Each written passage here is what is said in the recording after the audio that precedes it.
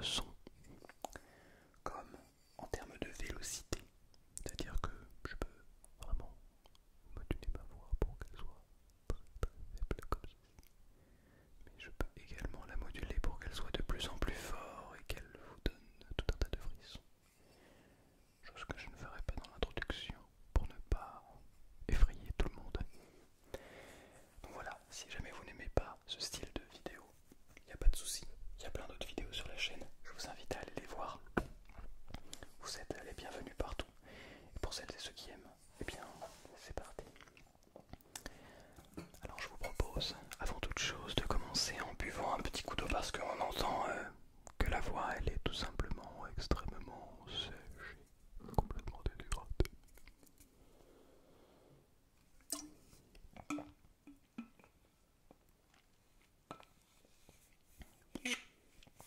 Pardon. Je vais en profiter pour ouvrir le mot de bonheur, de sagesse. Pas du tout, non. Le mot d'amitié, de gentillesse, excusez-moi. Et après, j'ai une grande nouvelle à vous annoncer. C'est personnel, donc ça n'a rien à voir avec les vidéos. Voilà. C'est juste purement égoïste de vous partager cela. Petite réussite professionnelle.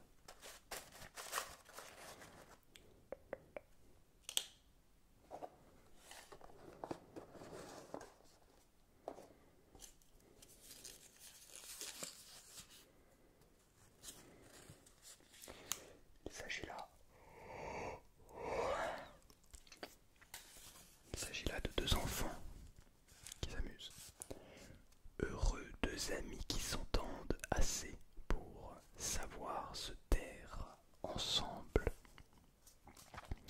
Heureux deux amis qui s'entendent assez pour savoir se taire ensemble. Se taire. Ne plus parler. Avec un ou une amie, il faut un vrai ou une vraie amie. C'est quelqu'un avec qui tu peux ne pas parler pendant des semaines, voire des mois. Bon, c'est rare, mais ça peut arriver. Mais c'est quelqu'un avec qui tu sais que ça se passera toujours bien, que tu auras toujours des choses à raconter, à partager. Et ça, c'est extraordinaire. Bien, alors je vais commencer avec cette modulation de voix en vous racontant un petit peu ma vie avant de nous attaquer à une partie de la lecture de ce livre.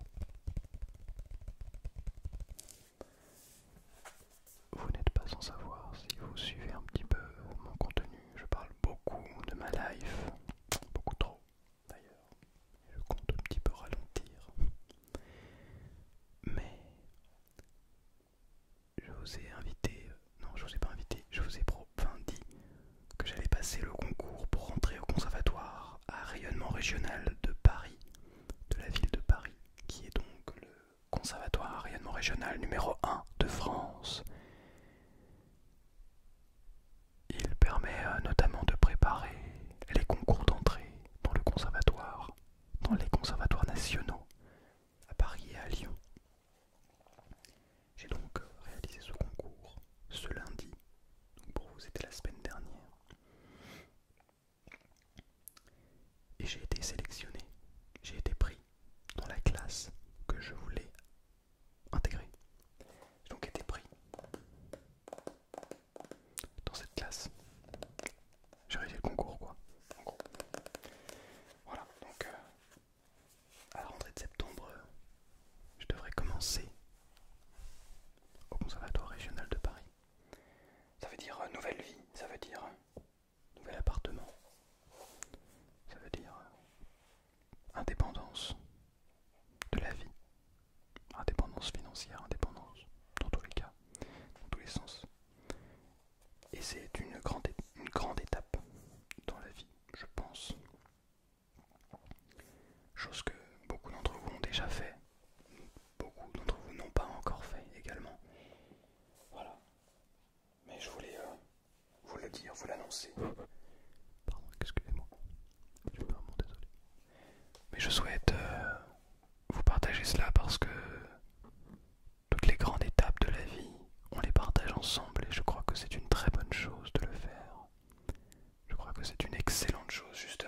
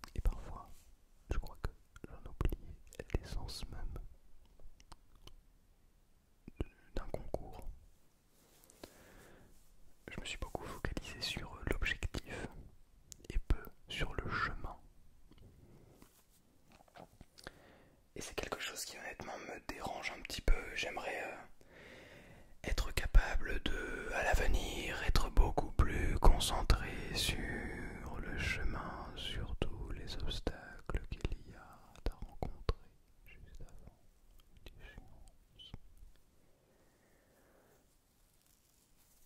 On a tendance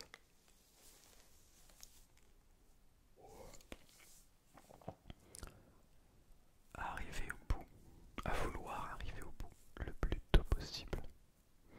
On a tendance à se dire, oh, j'ai cet objectif, chouette, je vais tout faire pour y arriver. Et on pense pas du tout à ce qu'on fait là, ici, maintenant. C'est quelque chose qui me dérange, excusez-moi. C'est quelque chose qui m'embête. J'aimerais pouvoir être 100% là, le plus possible. Pendant que je vous parle, vous pouvez ressentir ce frisson qui commence à envahir votre esprit. Votre corps commence à frissonner et les choses deviennent de plus en plus intenses.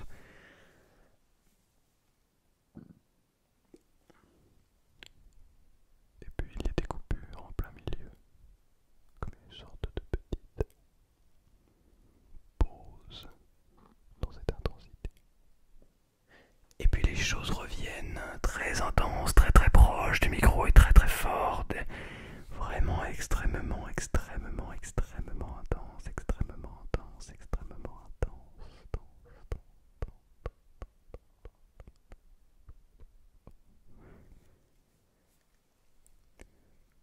C'est comme ça.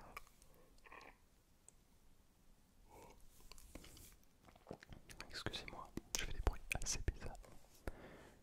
Je les ai découvertes, enfin pas découvertes, redécouvertes, dans ce livre. Oui, je suis encore en train de lire ce livre. Écoutez, qui êtes-vous pour me dire quoi faire? Je suis encore en train de lire ce livre et j'en suis un peu plus ou moins à la moitié. Il y a combien de pages? 247 pages.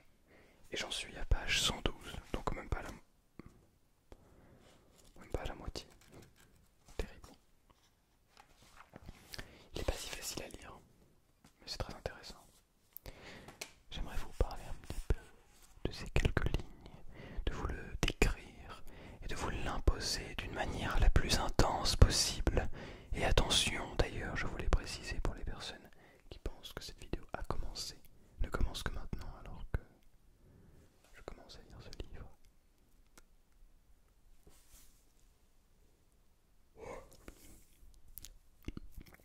Vous m'ennuyez déjà, je plaisante. Sachez que la vidéo a commencé dès l'instant où vous avez posé votre doigt dessus. La beauté naît dans le calme et de la présence. Pardon. Refaisons-le. Après avoir bu de l'eau.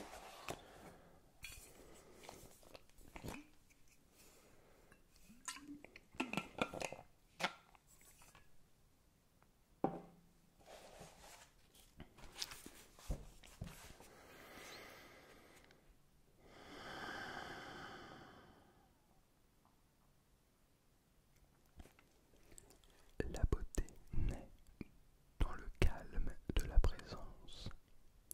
Pendant de brefs instants, j'ai déjà vécu ce que vous venez de décrire, surtout quand j'étais seul et en pleine nature. Oui, les maîtres zen utilisent le terme satori pour décrire une telle soudaine lucidité, un tel moment de vide mental et de présence totale. Bien que le satori ne soit pas une transformation permanente, soyez reconnaissant quand cela vous arrive, car cela vous donne un avant-goût de ce qu'est l'éveil spirituel. Il se peut que vous en ayez fait l'expérience à de nombreuses reprises, sans savoir ce que c'était ni même en réaliser l'importance. Il faut une certaine présence pour avoir conscience de la beauté, de la majestuosité et du sacré de la nature. Vous est-il déjà arrivé, par une belle nuit, de vous perdre du regard dans l'infini de l'espace et d'être ému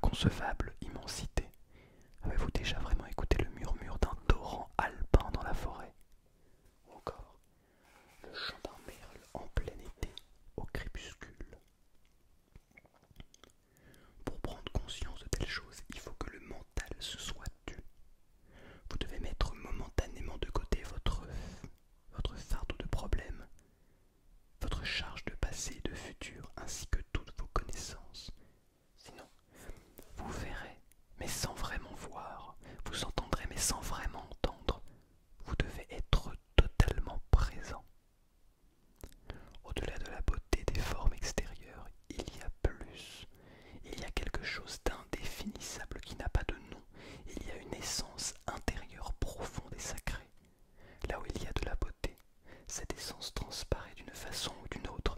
Elle ne vous est révélée que si vous êtes présent. Serait-il possible que cette essence indicible et votre présence soient une seule et même chose? Cette essence indescriptible serait-elle là sans votre présence? Sondez-la en profondeur et découvrez la réponse. Je ne sais pas si vous réussissez à comprendre ces mots qui sont peut-être un petit peu mirabolants. Je sais pas comment dire. Ça y est, j'ai voulu bien parler, mais en fait je sais pas bien parler, donc ça n'aide pas. C'est cette beauté qui est, je trouve, bon à trouver dans tout le processus d'un concours, mais que ce soit dans tous les domaines, dans tous les exercices. C'était absolument extraordinaire, vraiment. Mais c'est très difficile de réussir à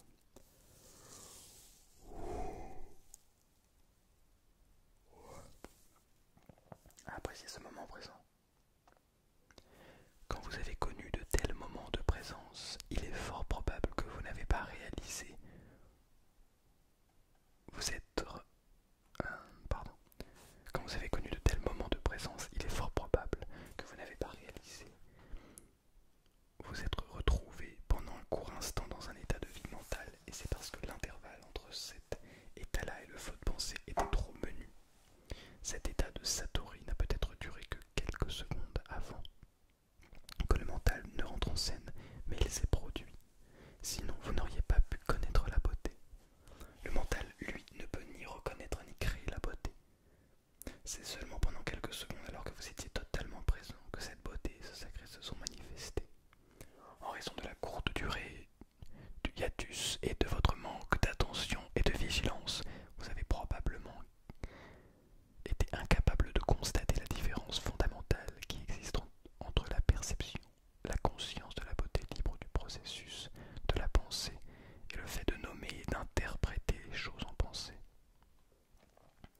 Le hiatus était si réduit que tout cela semblait faire partie d'un seul et même processus. La vérité, par contre, est la suivante.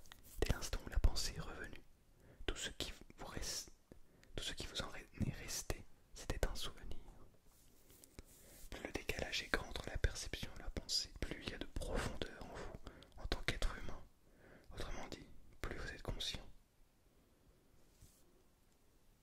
Beaucoup de gens sont prisonniers de leur mental, à un point tel que la beauté de la nature n'existe pas réellement pour eux.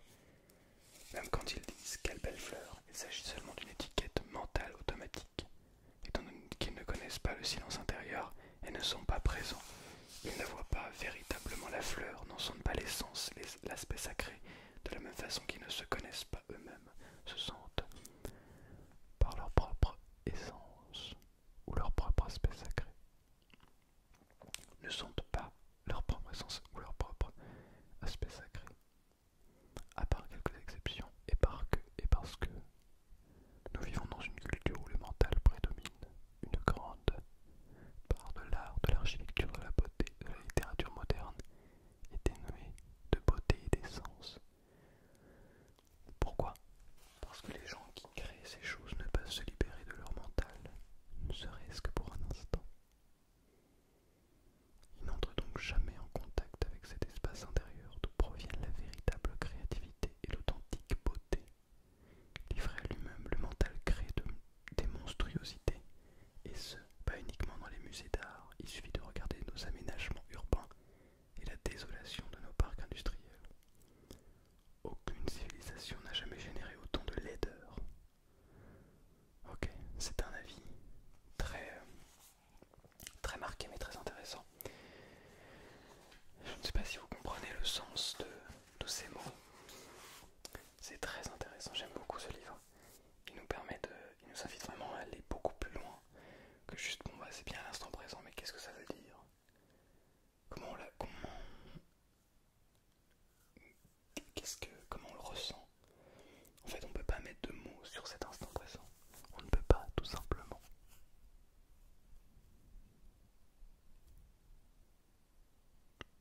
C'est intéressant parce que je me rends compte en tournant cette vidéo que je perds tout le principe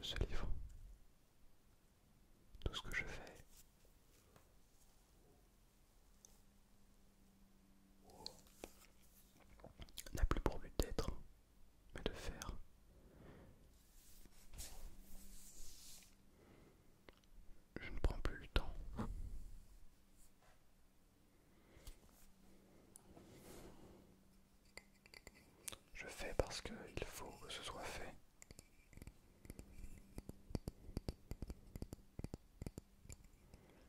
Alors qu'il y a tellement de beauté dans ce monde, on la met tellement de côté que ça en devient dérisoire. Vous m'excuserez pour la tondeuse.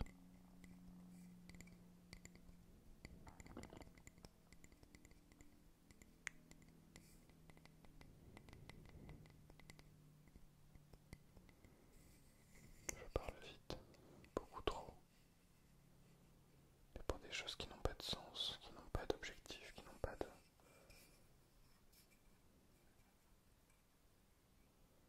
souhait profond.